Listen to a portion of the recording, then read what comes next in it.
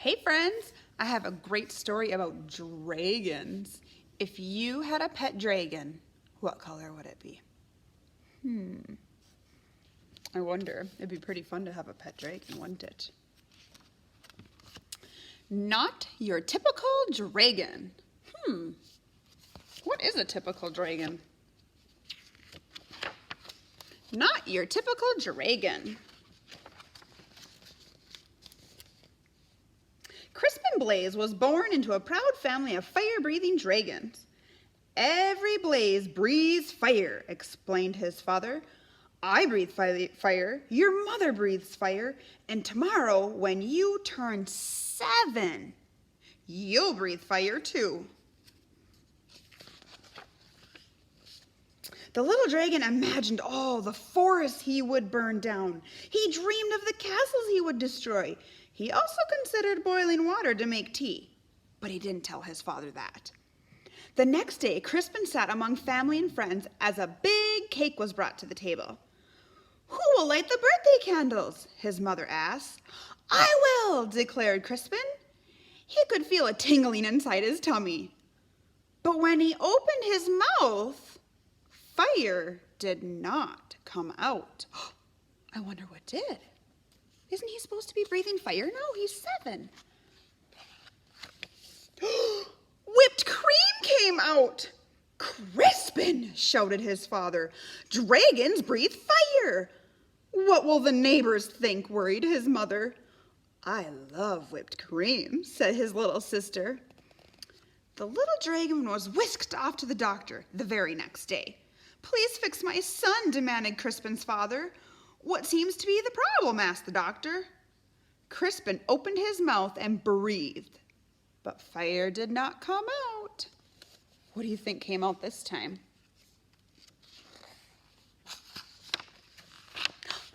Band-Aids?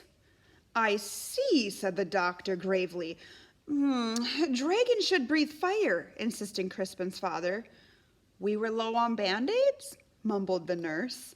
The doctor sent Crispin home with medicine. He swallowed 2 teaspoons before going to bed. It will help you become a real dragon, said his father with a wink. After school, Crispin joined his first fire-breathing practice.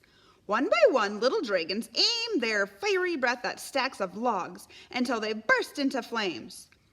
Crispin stepped up confidently. He could feel the medicine bubbling in his belly. But when he opened his mouth, fire did not come out. Uh-oh, what do you think came out this time?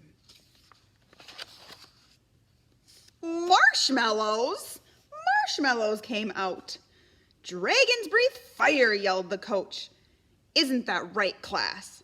Well, the other dragons didn't answer. They were too busy looking for pointy sticks for roasting marshmallows.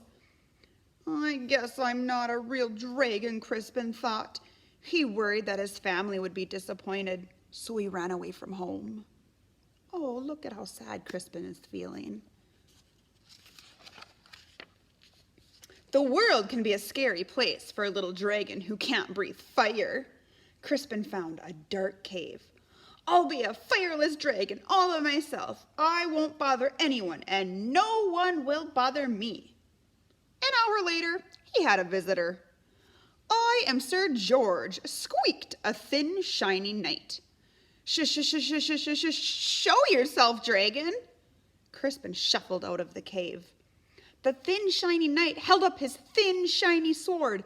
Do your worst, dragon. Crispin opened his mouth, but fire did not come out. What do you think did? Soap and bubbles came out.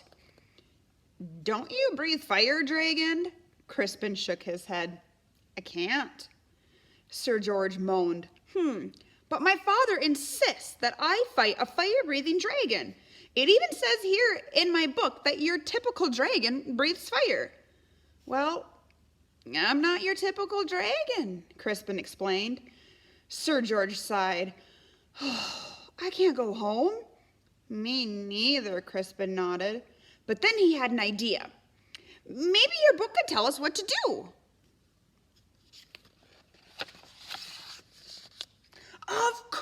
Sir George searched through the pages. It says it's probably just your diet and what you're eating. Sir George fed Crispin spicy curry, scorching chili, and blistering salsa. Crispin opened his mouth, but fire did not come out. Red party streamers came out. At least they're the right color, said Sir George kindly. Oh, poor Crispin. Sir George searched through the book again. Ah, it says it's probably your attitude. Sir George showed Crispin how to look mean and angry enough to breathe fire. Crispin opened his mouth, but fire did not come out. What did? Soft, cuddly teddy bears came out. Said Sir George. We might have to take a step backwards. It's no use, Crispin sighed. I'm just not your typical dragon. But Sir George was not ready to give up. The book says you're too stressed, meaning you're too worried about things. Sir George made Crispin close his eyes while he described a quiet, relaxing day at the ocean.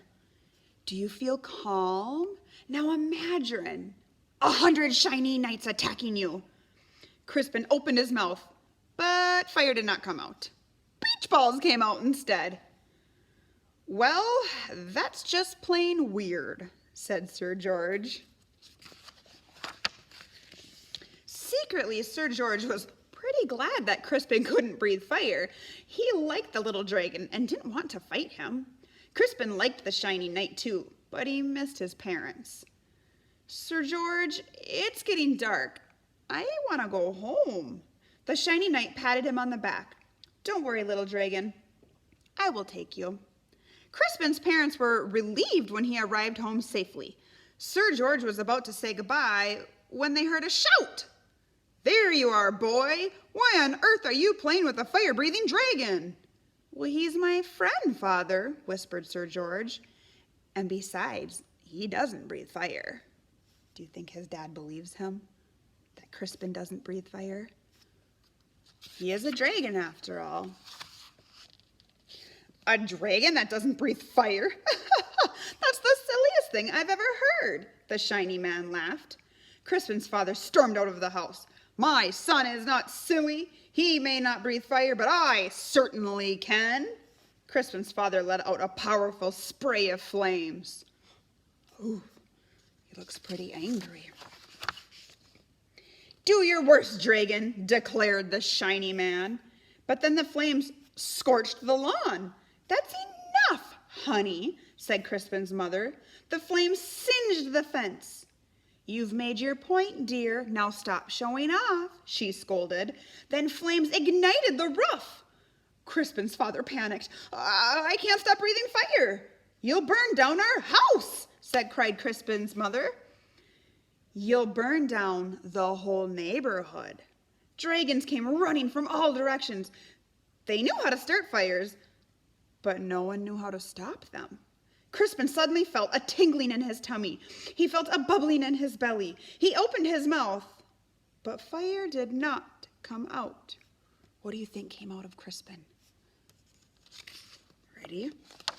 A gush of water shot out.